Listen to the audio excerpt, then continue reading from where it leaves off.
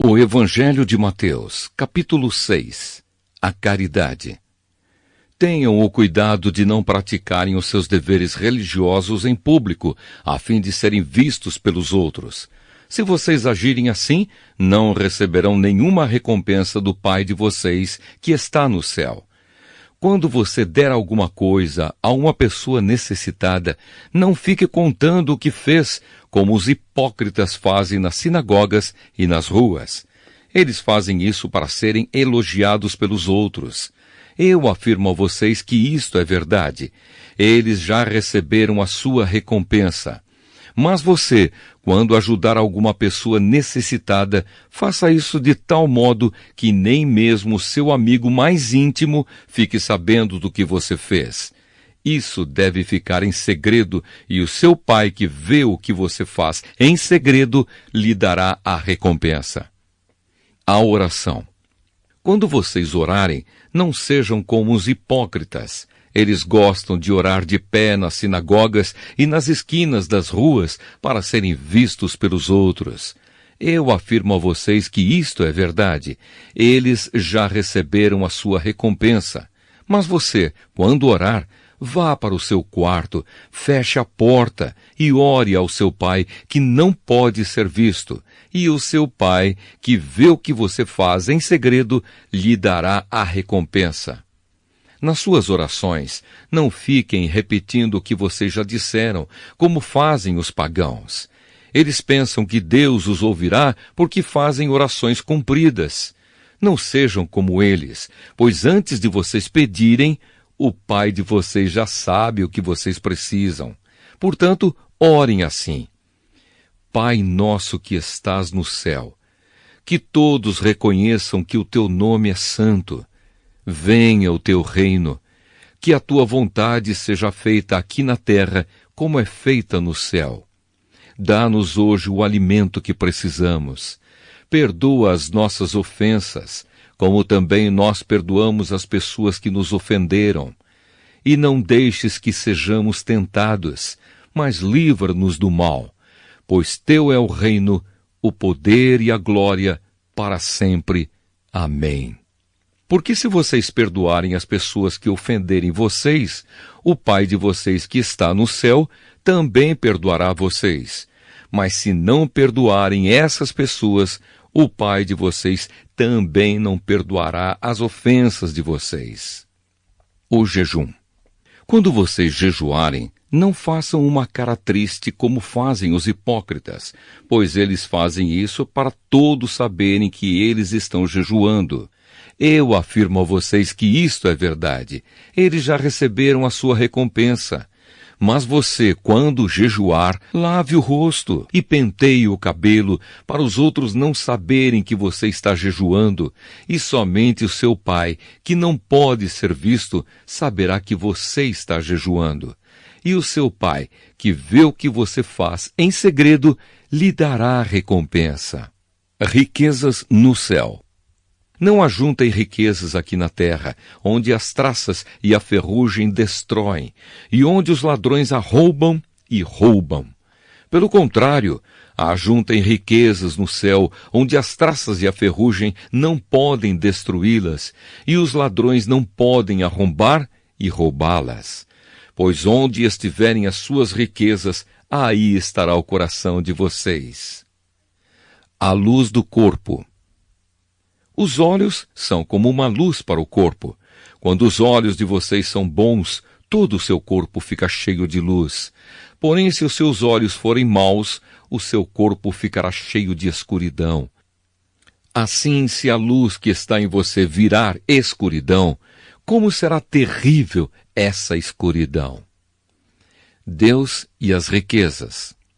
Um escravo não pode servir a 2 donos ao mesmo tempo, pois vai rejeitar um e preferir o outro, ou será fiel a um e desprezará o outro. Vocês não podem servir a Deus e também servir ao dinheiro. Por isso eu digo a vocês, não se preocupem com a comida e com a bebida que precisam para viver, nem com a roupa que precisam para se vestir. Afinal, será que a vida não é mais importante do que a comida? E será que o corpo não é mais importante do que as roupas? Vejam os passarinhos que voam pelo céu. Eles não semeiam, não colhem, nem guardam comida em depósitos. No entanto, o Pai de vocês, que está no céu, dá de comer a eles.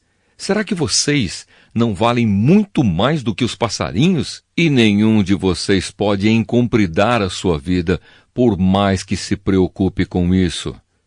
E por que vocês se preocupam com roupas? Vejam como crescem as flores do campo. Elas não trabalham, nem fazem roupas para si mesmas. Mas eu afirmo a vocês que nem mesmo Salomão, sendo tão rico, usava roupas tão bonitas como essas flores. É Deus quem veste a erva do campo, que hoje dá flor e amanhã desaparece, queimada no forno. Então é claro que ele vestirá também vocês, que têm uma fé tão pequena. Portanto, não fiquem preocupados perguntando: onde é que vamos arranjar comida? Ou, onde é que vamos arranjar bebida? Ou, onde é que vamos arranjar roupas? Pois os pagãos é que estão sempre procurando essas coisas. O Pai de vocês que está no céu sabe que vocês precisam de tudo isso. Portanto, ponham em primeiro lugar na sua vida o reino de Deus e aquilo que Deus quer, e Ele lhes dará todas essas coisas.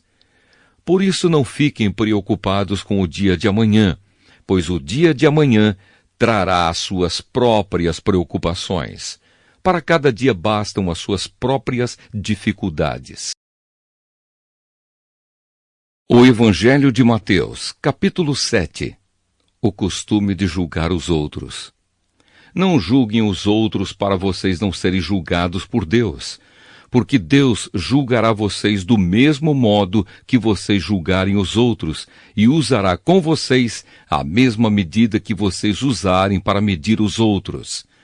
Por que é que você vê o cisco que está no olho do seu irmão e não repara na trave de madeira que está no seu próprio olho? Como é que você pode dizer ao seu irmão: me deixe tirar esse cisco do seu olho, quando você está com uma trave no seu próprio olho? Hipócrita! Tire primeiro a trave que está no seu olho, e então poderá ver bem para tirar o cisco que está no olho do seu irmão. Não deem para os cachorros o que é sagrado, pois eles se virarão contra vocês e os atacarão. Não joguem as suas pérolas para os porcos, pois eles as pisarão. A bondade de Deus. Peçam e vocês receberão. Procurem e vocês acharão. Batam e a porta será aberta para vocês. Porque todos aqueles que pedem recebem, aqueles que procuram acham, e a porta será aberta para quem bate. Por acaso algum de vocês, que é pai, será capaz de dar uma pedra ao seu filho quando ele pede pão?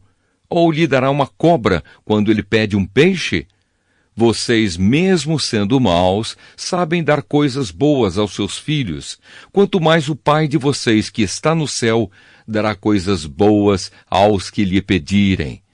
Façam aos outros o que querem que eles façam a vocês, pois isso é o que querem dizer a lei de Moisés e os ensinamentos dos profetas. Os dois caminhos. Entrem pela porta estreita, porque a porta larga e o caminho fácil levam para o inferno, e há muitas pessoas que andam por esse caminho. A porta estreita e o caminho difícil levam para a vida, e poucas pessoas encontram esse caminho. Os falsos profetas. Cuidado com os falsos profetas.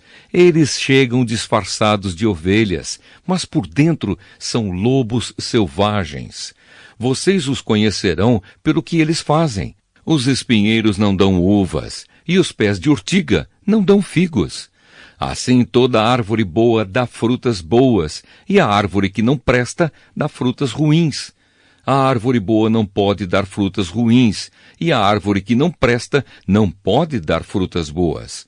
Toda árvore que não dá frutas boas é cortada e jogada no fogo. Portanto, vocês conhecerão os falsos profetas pelas coisas que eles fazem. Quem entra no reino do céu.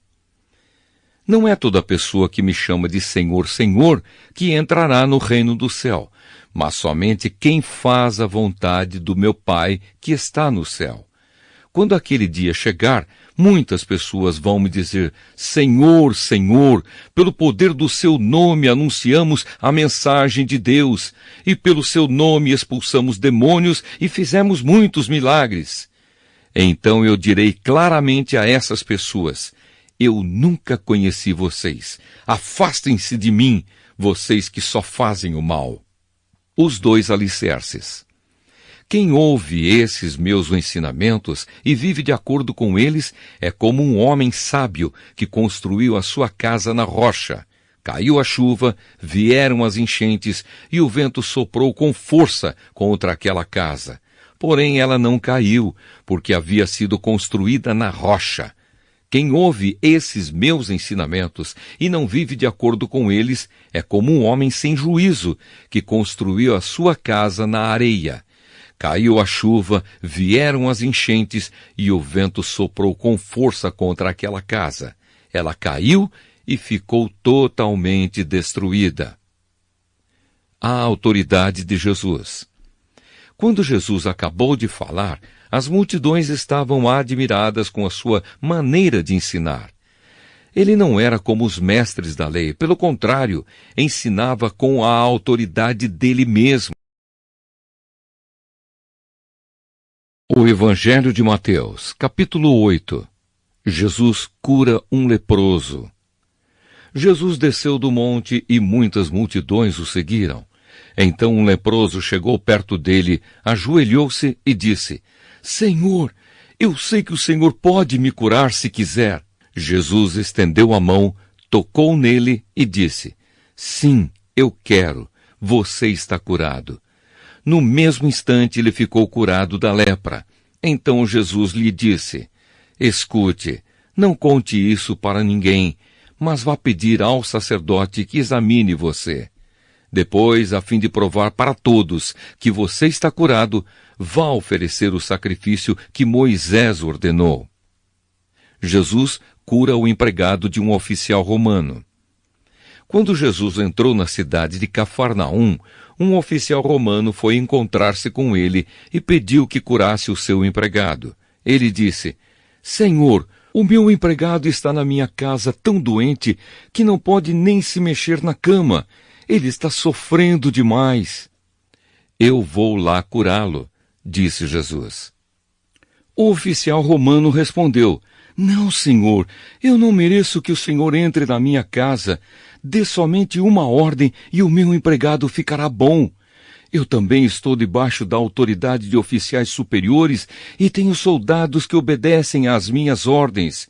Digo para um, vá lá, e ele vai. Digo para outro, venha cá, e ele vem. E digo também para o meu empregado, faça isto, e ele faz. Quando Jesus ouviu isso, ficou muito admirado e disse aos que o seguiam, Eu afirmo a vocês que isto é verdade. Nunca vi tanta fé, nem mesmo entre o povo de Israel. E digo a vocês que muita gente vai chegar do leste e do oeste e se sentar à mesa do reino do céu com Abraão, Isaque e Jacó. Mas as pessoas que deviam estar no reino serão jogadas fora, na escuridão. Ali vão chorar e ranger os dentes de desespero. E Jesus disse ao oficial, Vá para casa, pois será feito como você crê. E naquele momento o empregado do oficial romano ficou curado. Jesus cura muita gente. Jesus foi à casa de Pedro e viu a sogra dele de cama com febre. Jesus tocou na mão dela e a febre saiu dela. Então ela se levantou e começou a cuidar dele. Depois do pôr do sol, o povo levou até Jesus muitas pessoas que estavam dominadas por demônios. E ele, apenas com uma palavra, expulsava os espíritos maus e curava todas as pessoas que estavam doentes. Jesus fez isso para cumprir o que o profeta Isaías tinha dito. Ele levou as nossas doenças e carregou as nossas enfermidades. Algumas pessoas que queriam seguir Jesus. Jesus viu a multidão em volta dele e mandou os discípulos irem para o lado leste do lago. Um mestre da lei chegou perto dele e disse: Mestre, estou pronto a seguir o Senhor para qualquer lugar aonde o Senhor for. Jesus respondeu: As raposas têm as suas covas e os pássaros os seus ninhos, mas o Filho do Homem não tem onde descansar. E outro, que era seguidor de Jesus, disse: Senhor, primeiro deixe que eu volte e sepulte o meu pai. Jesus respondeu: Venha comigo e deixe que os mortos sepultem os seus mortos. Jesus acalma uma tempestade. Jesus subiu num barco e os seus discípulos foram com ele. De repente, uma grande tempestade agitou o lago de tal maneira que as ondas começaram a cobrir o barco. E Jesus estava dormindo. Os discípulos chegaram perto dele e o acordaram, dizendo: Socorro, Senhor, nós vamos morrer! Por que é que vocês são assim tão medrosos? Respondeu Jesus. Como é pequena a fé que vocês têm! Ele se levantou, falou duro com o vento e com as ondas, e tudo ficou calmo.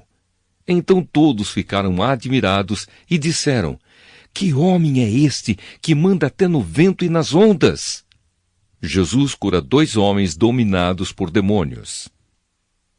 Quando Jesus chegou à região de Gadara, no lado leste do lago da Galileia, foram se encontrar com ele 2 homens que estavam dominados por demônios. Eles vinham do cemitério onde estavam morando.